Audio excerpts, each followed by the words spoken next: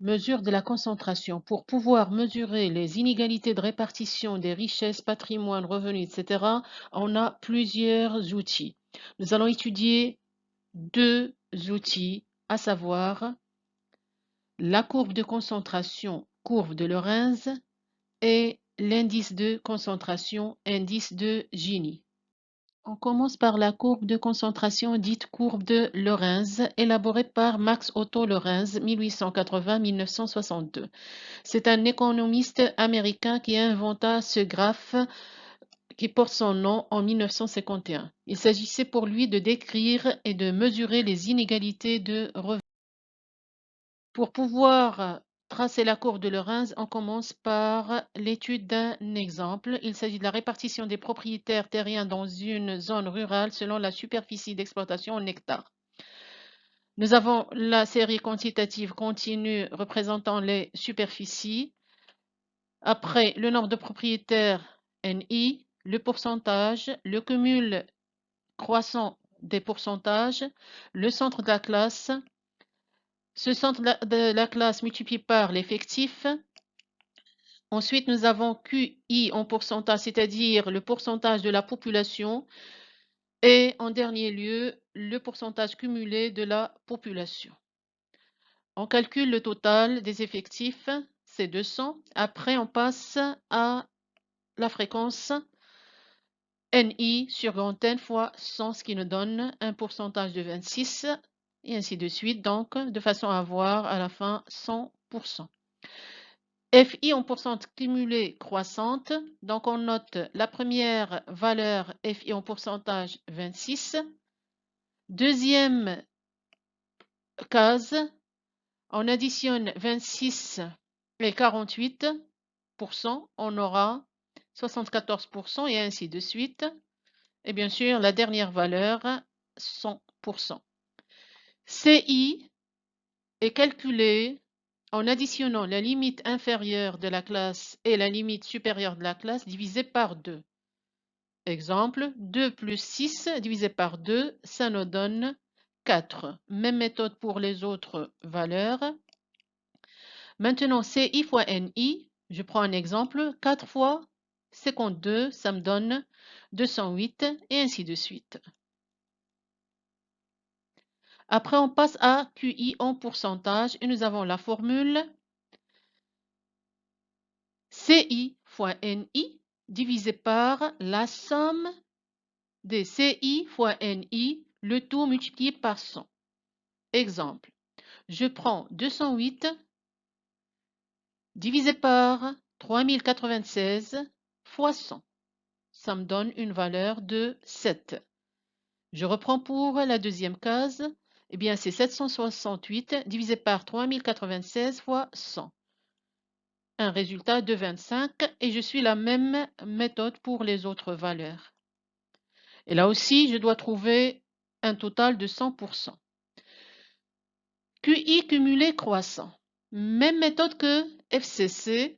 Je note la première valeur, c'est 7, et après, j'additionne 25, ça fait 32, plus 22, c'est 54, plus 23, 77, et plus 23, automatiquement 100%. Alors maintenant, on va exploiter les données du tableau statistique pour pouvoir tracer la courbe de Lorenz. Nous allons prendre deux données. FCC, qu'on va représenter sur l'axe des abscisses, et QI cumulé croissant sur l'axe des ordonnées. On passe au graphe et comme vous pouvez le constater, c'est un carré. Sur l'axe des ordonnées, nous avons QU cumulé croissant de 0% à 100% et sur l'axe des abscisses, nous avons FCC de 0% à 100%. Après, on trace une diagonale appelée droite d'égalité. Cette diagonale divise le carré en deux triangles. Nous allons nommer le premier OCD et c'est là où nous allons tracer notre courbe de concentration. Alors pour ce, on va reprendre les données du tableau. Nous avons FCC, nous avons QU cumulé croissant. Alors on commence à tracer les points. Donc, nous avons 26 FCC avec 7 QU cumulés croissants. Donc, j'essaie de les présenter. 26 avec 7. Après, 74 avec 32. 74 avec 32. Pardon. Je reprends. 74 avec 32. Voilà. Après, 91 avec 54. 91 avec 54.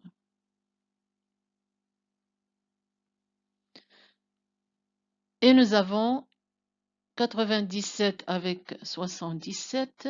97 avec 77, c'est là. Et bien sûr, nous avons 100 avec 100. Maintenant, nous allons relier ces points par la courbe.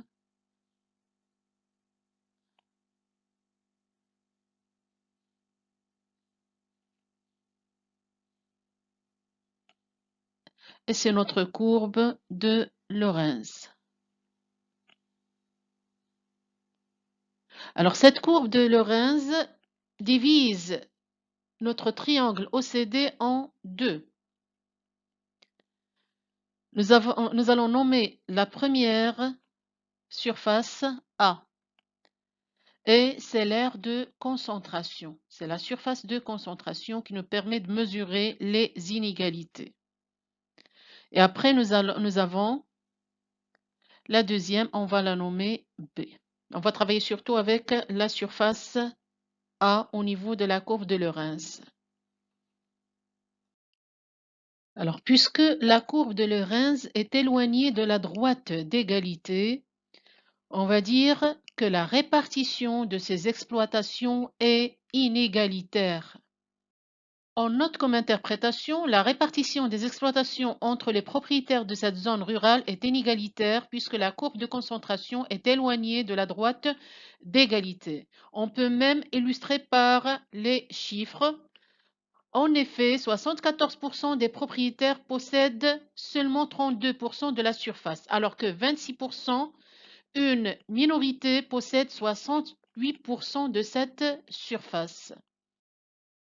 On récapitule par écrit les principes de construction de la courbe de Lorenz. Alors, on a dit que c'est un carré dont les côtés sont gradués de 0 à 100.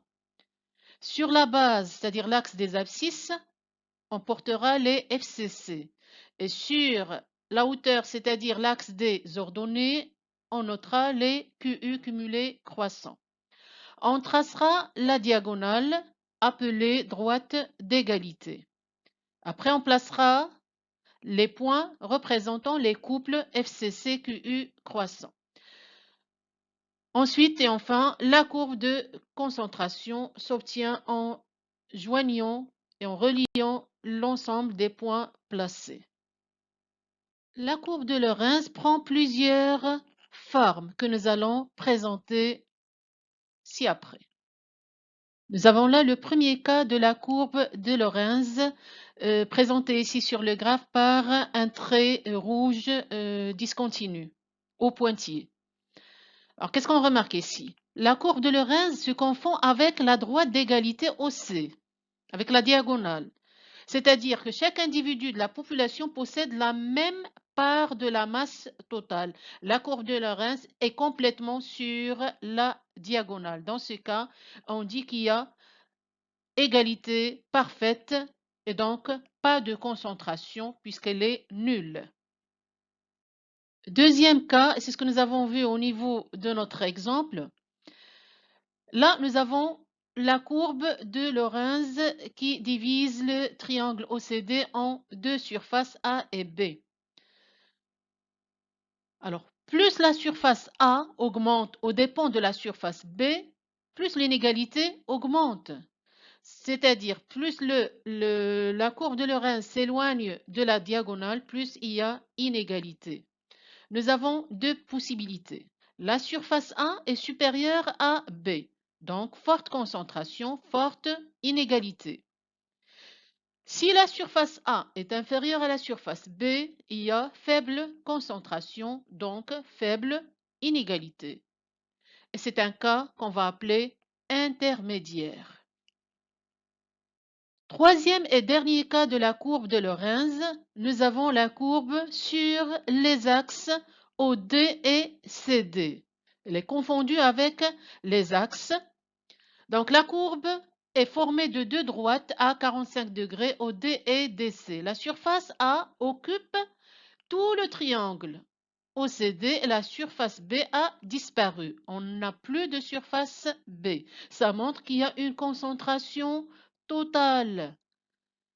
Donc, une forte inégalité. C'est tout pour la courbe de Lorentz. Donc, c'est une courbe qui permet de mesurer les inégalités de façon visuelle. Maintenant, pour pouvoir mesurer cette inégalité grâce aux chiffres, et surtout pour la situation intermédiaire, on calcule l'indice de Gini. L'indice de Gini, noté K ou IG.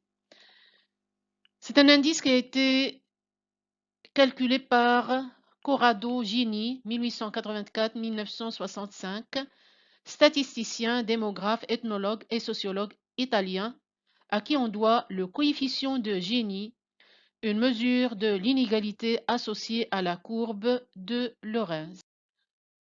En pratique, lorsqu'on s'intéresse à la répartition d'une masse au sein d'une population, on trace d'abord un graphique de Lorentz afin d'avoir une idée visuelle de l'égalité ou de l'inégalité de cette répartition. Ensuite, si l'on désire résumer cette inégalité par un chiffre, on calcule le coefficient de Gini. L'indice de Gini est une mesure de l'inégalité associée au graphique de Lorentz. Il est noté par la formule K ou IG égale A sur AB.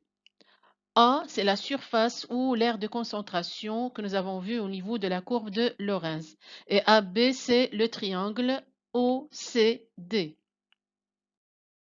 Nous allons tout d'abord calculer la surface AB qui correspond au triangle OCD. Comme vous pouvez le constater, c'est un triangle qui divise le carré en deux. Donc, on calcule la surface du carré et on la divise en deux. Nous avons les mesures, c'est 100 sur 100. Donc, 100 fois 100 divisé par 2, ça nous donne 5000. Après, nous allons calculer la surface B. Pourquoi? Parce que c'est grâce à cette mesure que nous allons pouvoir déterminer la surface A, puisque B contient des chiffres, donc c'est facile à mesurer. Pour ce, nous allons diviser la surface B en petites surfaces, suivant les points que nous avons déjà placés sur le graphe. Donc, nous avons la première surface, on va la nommer B1, puis la deuxième B2, B3, B4 et B5. Donc, la surface B contient les surfaces B1, B2, B3, B4 et B5. Comme vous pouvez le constater, B1, la première surface, celle-là, B1, est un triangle. D'accord? Donc, on va noter B1 est un triangle. Les autres surfaces sont des trapèzes. Oui, sont des trapèzes.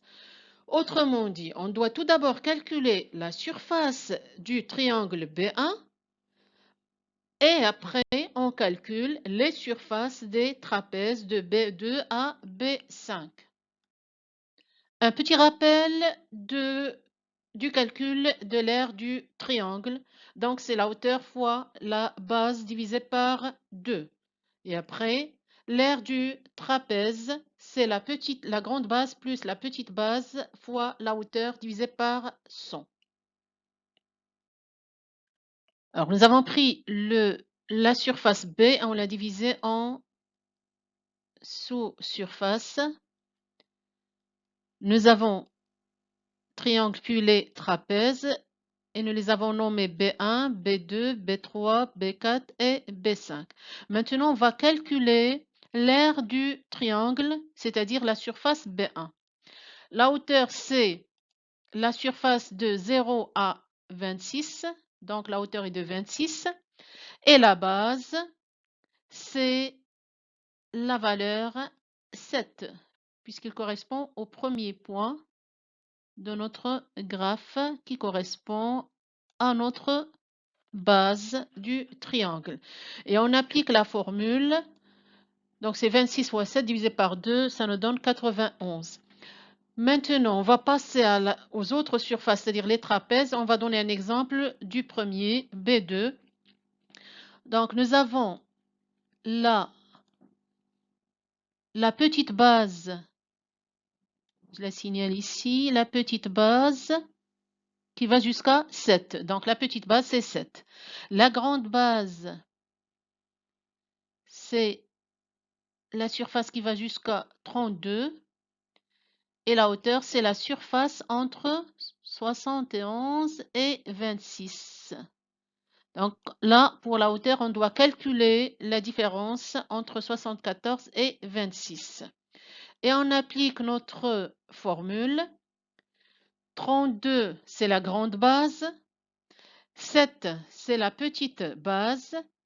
Et 48, c'est la hauteur que nous avons obtenue grâce à la différence entre 74 et 26, le tout divisé par 2. Et nous avons une valeur de 936. Même méthode pour B3. La petite base, c'est 32. La grande base, c'est 54. La hauteur, c'est 91 moins 74. Et on applique 64 plus 32 fois 17 divisé par 2. 17, c'est le résultat de la différence entre 91 et 74. Et on procède de la même façon pour les trapèzes qui restent, ça veut dire B4 et B5. Alors maintenant, nous avons les surfaces de B1 à B5. Et on sait déjà que ces surfaces forment B. D'accord? Donc pour avoir la mesure de B, il faut faire l'addition de toutes les valeurs que nous avons trouvées et on trouvera 2416,5, c'est la surface B. Le reste est facile. On sait déjà que AB regroupe la surface A et B. Donc A plus B égale AB. Pour pouvoir calculer A, je prends AB moins B. Et on note AB égale A plus B. Donc A égale AB moins B. AB, nous l'avons déjà calculé, c'était la surface du carré divisé par 2. Ça nous a donné 5000 moins B qu'on a calculé au niveau du graphe. La différence ou bien le résultat est 2583,5. Maintenant, on passe à l'application de la formule de l'indice de Gini A sur AB. Ça veut dire 2583,5 divisé par 5000. Le résultat est 516 ou bien 0,52.